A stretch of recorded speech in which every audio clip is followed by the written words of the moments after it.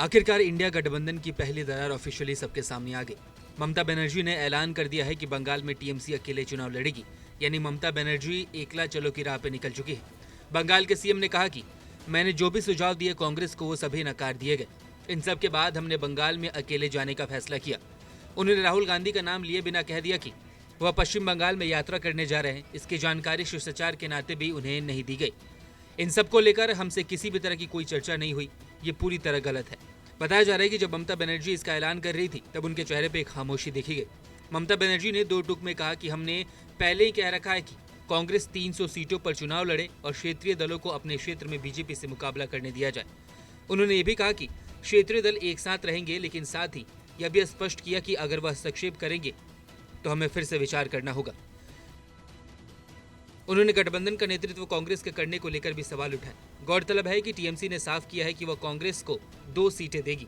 हालांकि टीएमसी के इस रुख को लेकर अधीर रंजन चौधरी शुरू से ही टीएमसी पे हमलावर रहे हैं, लेकिन ऐसे में सवाल ये उठ रहा है कि आखिर यह गठबंधन टूट कैसे गया।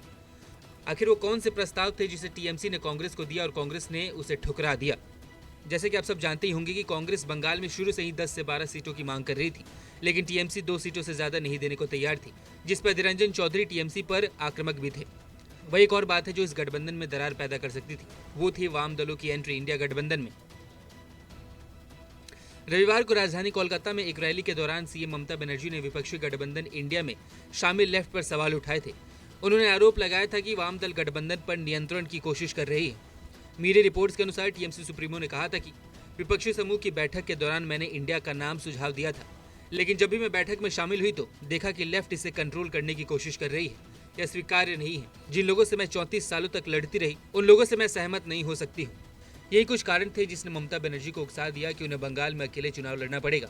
हालांकि अंदर की बात क्या हुई थी, कौन कौन से प्रस्ताव दिए गए थे, उसकी ऑफिशियल जानकारी हमारे पास नहीं आई है, लेकिन उससे रिलेटेड कोई भी जानकारी आएगी तो हम अब तक जरूर पहुंचाएंगे।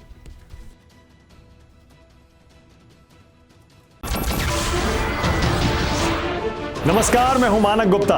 अगर आपको हमारा ये वीडियो पसंद आया हो तो इसे लाइक और शेयर जरूर करें, और हां, हमें सब्सक्राइब और फॉलो करना ना भूलें ताकि आप देश और दुनिया की कोई खबर मिस ना करें।